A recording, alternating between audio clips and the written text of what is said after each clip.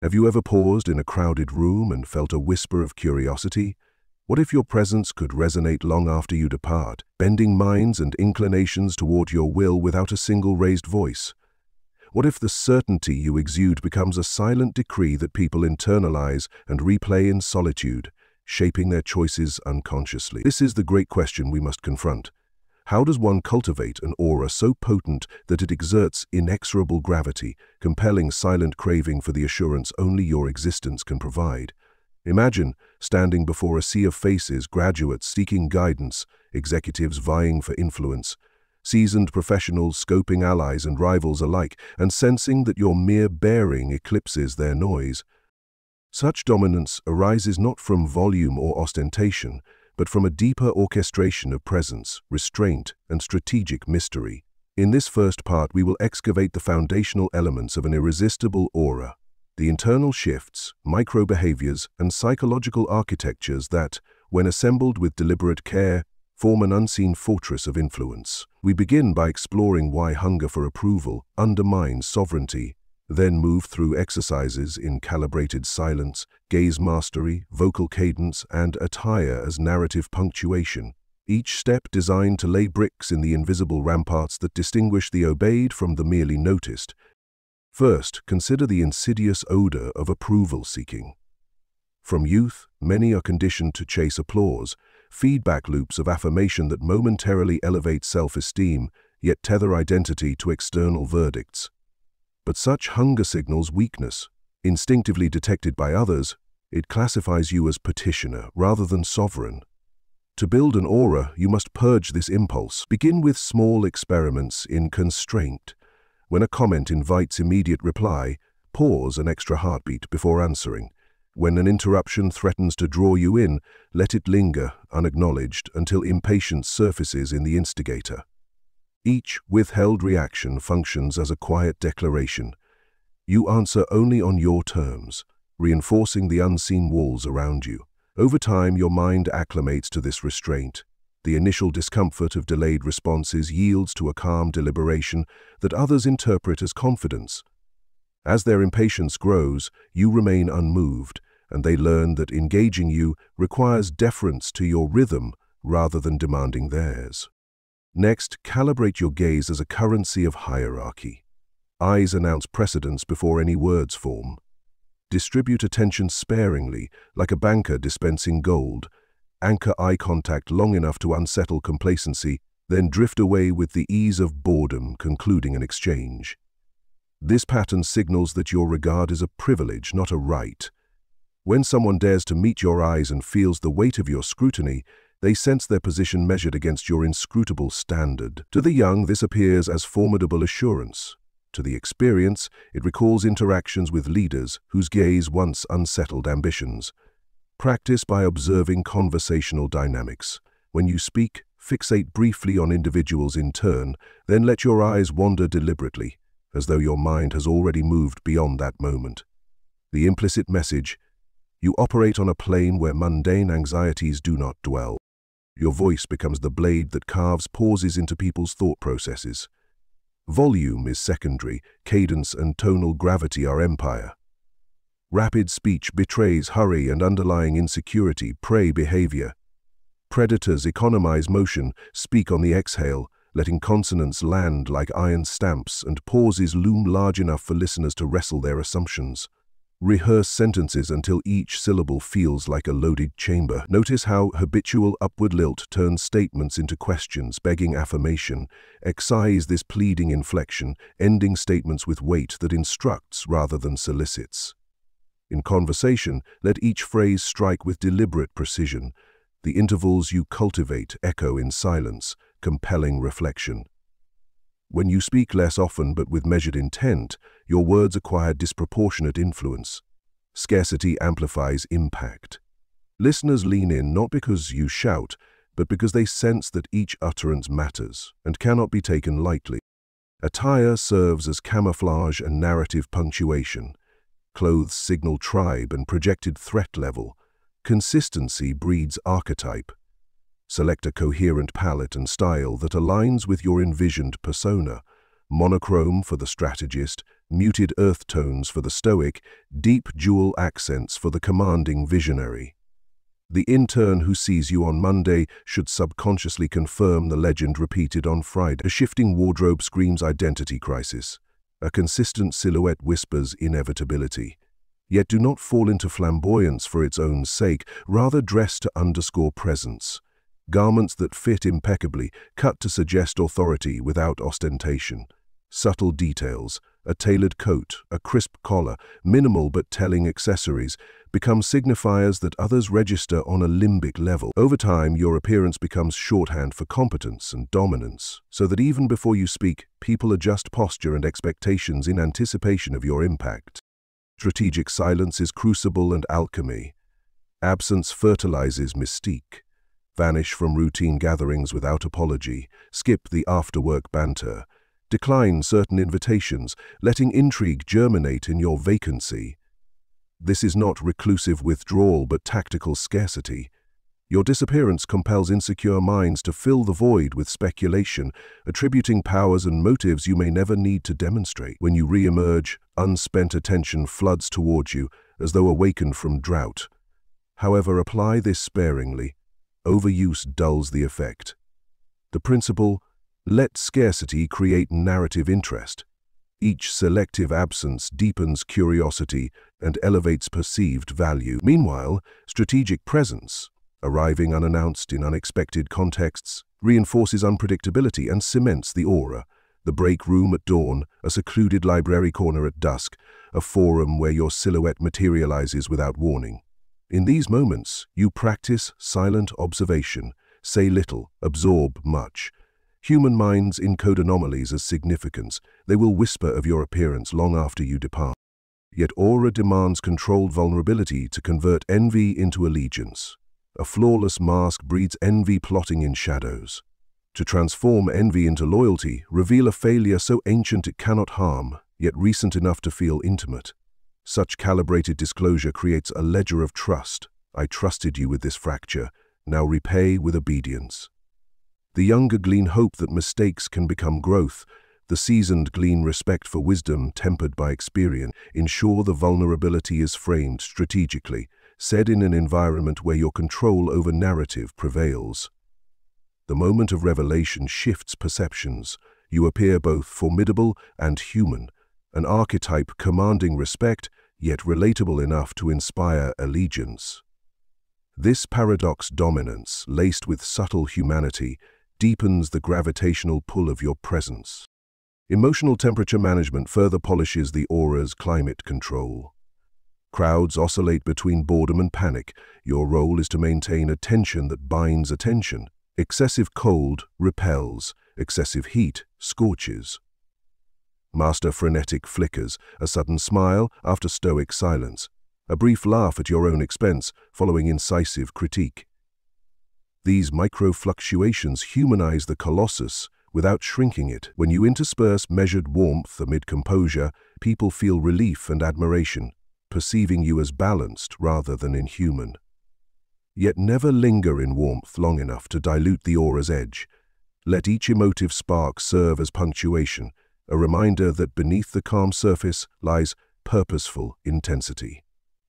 Confrontation is the ultimate testing ground. When challenged, avoid immediate defense. Knee-jerk reactions betray insecurity. Listen with predator stillness. Allow the provocateur's words to trail into self-doubt as silence looms. Then respond with surgical brevity. State facts without debate or justification. Such measured responses echo long after the moment passes. The room recalls who remained composed. Over time, attempts to provoke you diminish. Rivals learn that testing you demands tuition few can afford. Use redirection. Deflect mockery with an amused exhale. Pivot to a precise question exposing the challenger's unreadiness. Their weapons dissolve in the face of your calm. Allies retreat inward as uncertainty ripples through the circle. Through these encounters, you reinforce the unassailable aura. Those who provoke you risk revealing their own weaknesses. Leverage rumor as atmospheric amplifier. Whispers of your ruthlessness or unwavering composure under fire become more potent than public declarations. Encourage allies to recount embellished stories of your calm in crises. Such tales once disseminated seed myths that precede you. New acquaintances enter interactions laden with pre-installed reverence. Your digital footprint must mirror physical aura. Post rarely but with finality. Algorithms favor frequency, but mystery favors scarcity. A cryptic message or image every few weeks functions like a royal decree carved in stone. Humans screenshot, speculate, forward. The intrigue multiplies. You are not a dopamine merchant. You are a scarce narrative. Over time, platforms recalibrate. Rather than chasing engagement metrics, audiences chase your scarce signals. This digital scarcity aligns with your overarching principle.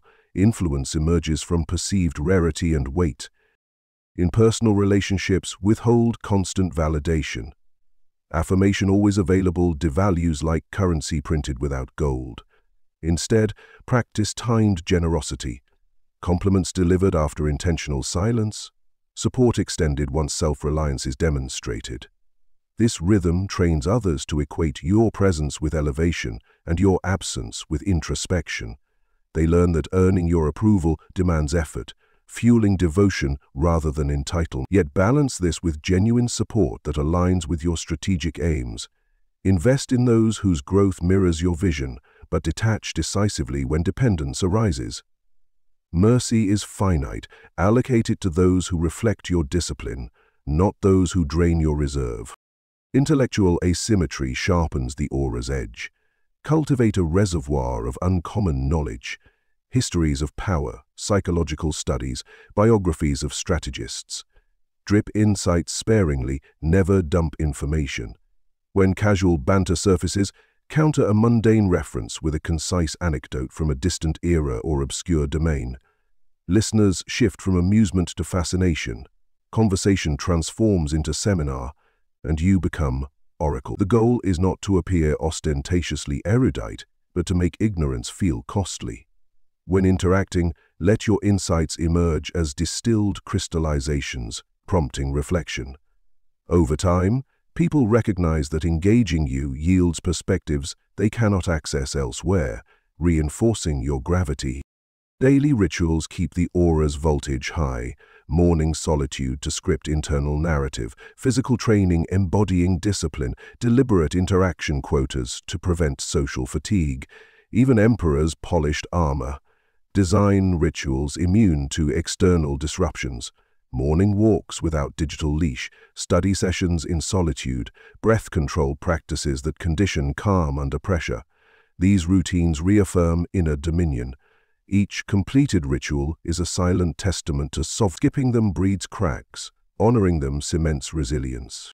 Moral ambiguity underpins the aura's ambiguity.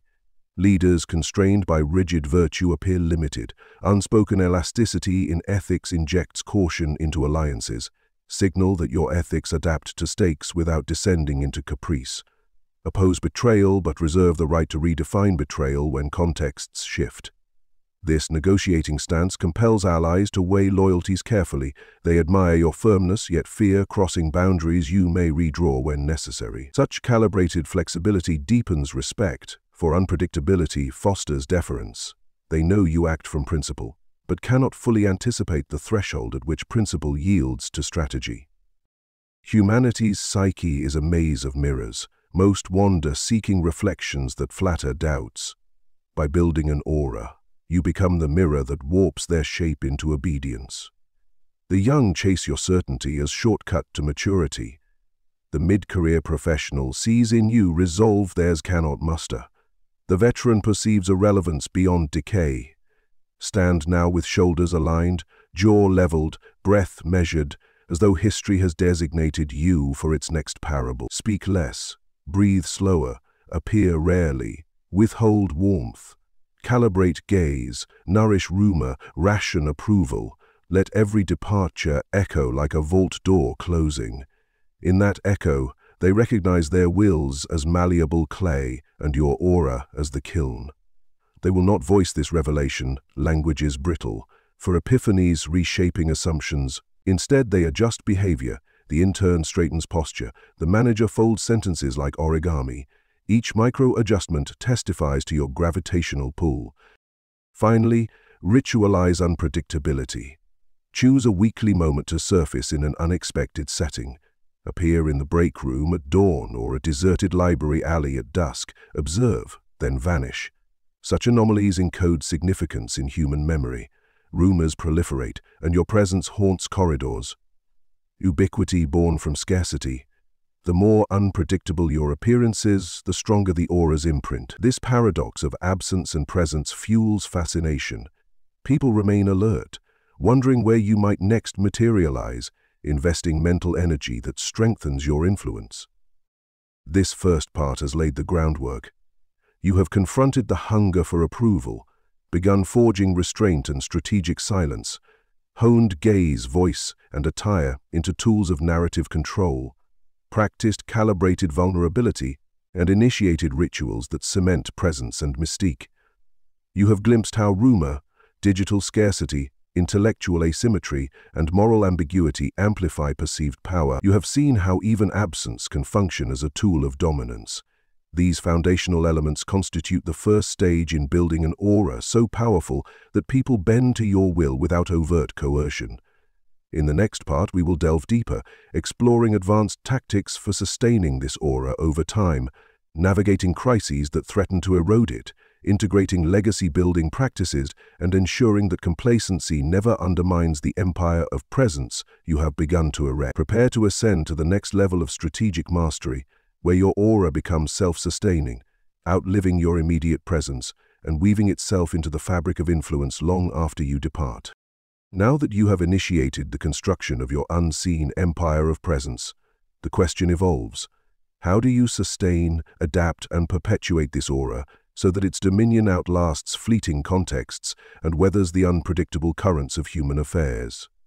How do you ensure that, when faced with unforeseen challenges, betrayals, crises, shifts in environment, personal transitions, your aura remains intact, even intensifies? In this second part, we will advance from foundational practices to dynamic strategies, self-audit rituals to detect new vulnerabilities, scenario planning that preempts threats, diversification of self-sufficiency resources, reputation management as ongoing campaign, digital and real-world integration, support structures aligned with autonomy, checks against self-deception, and legacy engineering that cements your influence beyond presence.